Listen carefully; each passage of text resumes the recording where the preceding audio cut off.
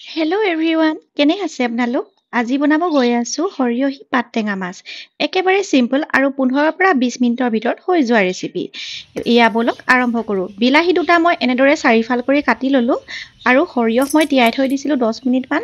সেয়া সৰিয়হ তিয়াই থোৱা ভালদৰে ধুই লৈ পিনি ইয়াৰ লগত দি দিছোঁ। এইখিনি আচলতে মই একেবাৰে মিহি কৰি পেষ্ট এটা বনাম আৰু লগতে সৰু সৰু 3টা অসমীয়া পিঁয়াজ, আমি পিছে অসমীয়া পিঁয়াজ বুলিয়ে কওঁ, সেয়া ভালদৰে ধুই মেলি একেবাৰে দুফাল দুফাল কৰি ইয়াতে দি দিছোঁ আৰু এক্সট্ৰাকৈ মই আদা আৰু নহৰু গুচাই থৈ দিয়া আছে আৰু লগত এয়া মই নৰসিংহ পাত ছিঙি আনিছিলোঁ। নৰসিংহ পাতো অলপমান ইয়াত দি দিছোঁ যাতে অলপমান গ্ৰীণ কালাৰ টাইপৰ টেক্সচাৰ এটা হয় আৰু খাবলৈও অকণমান ভাল লাগে। আৰু লগতে বাৰীৰ পৰা ভোট জলকীয়া এটা ছিঙি আনিলোঁ।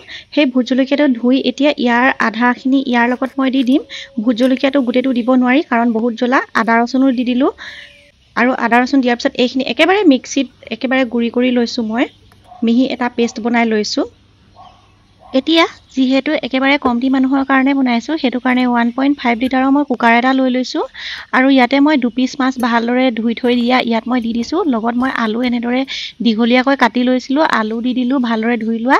লগত হালধিৰ কুমলীয়া আগ এটা দি দিছোঁ আৰু টেঙা পাতৰ আগ 2 খিলামান দি দিছোঁ। এই দুটা বস্তু দিলে আচলতে টেষ্টটো সুন্দৰ হোৱাৰ উপৰিও গোন্ধটো বহুত ধুনীয়া আহে। আৰু এতিয়া গোটেই পেষ্টটো মই এখন চামুচেৰে ইয়াৰ ওপৰত দি দিছোঁ আৰু এইখিনি অকণমান পানী মিক্স কৰি এতিয়া ভালদৰে মিহলাব লাগিব।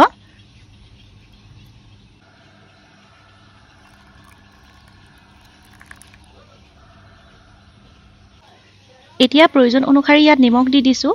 আজি আচলতে ভাপত দিয়া টেক্সচাৰৰ নিচিনাই হ'ব, কিন্তু কেৰাহীত বা এক্সট্ৰাকৈ টাৱাত নবনাওঁ। আৰু মিঠাতেল অকণমান ওপৰৰ পৰা দি দিছোঁ যাতে বস্তুখিনি বেছিকৈ লাগি নধৰে আৰু সুন্দৰকৈ কেঁচা কেঁচা মিঠাতেলৰ ভাৱ এটাও ৰৈ যায়। গোটেইখিনিতে অলপমান ইলুটি সিলুটি কৰি মিহলাই লৈছোঁ আৰু এতিয়া ফাইনেলি পানী অকণমান দি দিছোঁ যাতে বস্তুখিনি সিজিবলৈ প্ৰয়োজন অনুসৰি যিমান পানী লাগে সেইখিনি মই এতিয়া দি দিছোঁ। বেছিকৈ পানীও দিয়া নাই, অলপমান থপথপীয়া টাইপৰ হ'লে খাই ভাল লাগিব।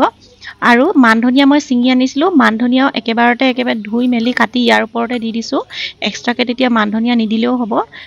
আৰু এতিয়া কুকাৰৰ ঢাকনিখন লগাই মই ইয়াত খুব বেছি 2টাহে হুইচেল মাৰিম, 2টাতকৈ বেছি নামাৰোঁ আৰু এই কুকাৰটোত বহুত সোনকালে সিজি যায়।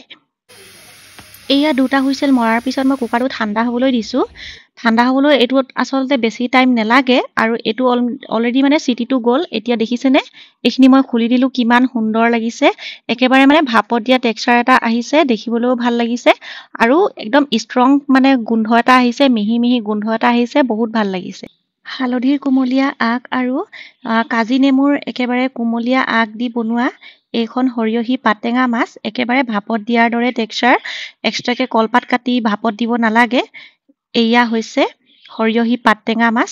আজিলৈকে আমি মাছৰ ডাইৰেক্ট জোল খাই পাইছোঁ, বইল খাই পাইছোঁ বা টাৱাত বনাই খাই পাইছোঁ, কিন্তু প্ৰেছাৰ কুকাৰত আচলতে খুব কমেই বনোৱা হয় ডাইৰেক্ট। সেয়েহে একেবাৰে টাইম কমটি লগা মাছৰ ৰেচিপিটো লৈ আহিছোঁ কুকাৰত বনোৱা। আমি ইচ্ছা কৰিলে আচলতে কুকাৰতে সুন্দৰকৈ বনাই খাব পাৰোঁ, একেবাৰে টাইম কমটি হোৱাকৈ। আৰু বিশেষকৈ ৰাতিপুৱা সময়ত যিসকল ৱৰ্কিং ওমেন হয় বা ৱৰ্কিং মেন হয় আৰু যিসকলে ঘৰুৱা খাদ্যৰ সোৱাদটো ভালদৰে বিচাৰে, তেওঁলোকেও আচলতে ৰাতিপুৱা এনেদৰে কমটি সময়ত সুন্দৰকৈ খাই যাব বিচাৰে, তো এই ৰেচিপিটো নিশ্চয় ট্ৰাই কৰিব পাৰে আৰু বহুত টেষ্টি হয়। আচলতে জাষ্ট অকল ইনগ্ৰেডিয়েণ্টছকেইটা গোটাই একেলগত দি দিলেই হ'ল, তেনেকুৱা একো বেছি ঝঞ্ঝট নাই। আৰু আলু আৰু মাছ সুন্দৰকৈ সিজি গৈছে আৰু ইফালে মই ভাতখিনিও আচলতে পাতি থৈ দিছিলোঁ। আৰু ইয়াৰ অৰিজিনেল সোৱাদটো পাবলৈ এক্সট্ৰা কোনো ভাজি বা দালিৰ প্ৰয়োজন নাই। কেৱল মাত্ৰ গৰমে গৰমে কুকাৰৰ পৰা উলিয়াই গৰম গৰম ভাতৰ লগত পৰিৱেশন কৰিলেই হ'ল। একেবাৰে গৰমে গৰমে ইয়াৰ সোৱাদটো আচলতে বেছি ভাল লাগে খাই। আৰু এয়া মই মাছৰ পিচটো দেখাইছোঁ, কি ধুনীয়াকৈ সিজি গৈছে চাওকচোন। এইখিনিতে এটা কথা, ভিডিঅ'টি আপোনালোকে কোন কোন ঠাইৰ পৰা চাই আছে মোক কমেণ্টত জনাবলৈ নিশ্চয় নাপাহৰিব আৰু কেনেকুৱা লাগিছে ভিডিঅ'টি নিশ্চয় জনাব। আৰু এয়া মোৰ ভাতৰ থালিখন ৰেডি হৈ গ'ল। মই পকা আম আচলতে চকলকৈ কাটি ভাতৰ লগত খাই ভাল পাওঁ, সেইটো কাৰণে পকা আম মই কাটি লৈছোঁ। এখন চিম্পল থালি ৰাতিপুৱাৰ সময়ত সুন্দৰকৈ হৈ যোৱা। তেনেহ'লে আজিলৈ আহিছোঁ, বাই বাই।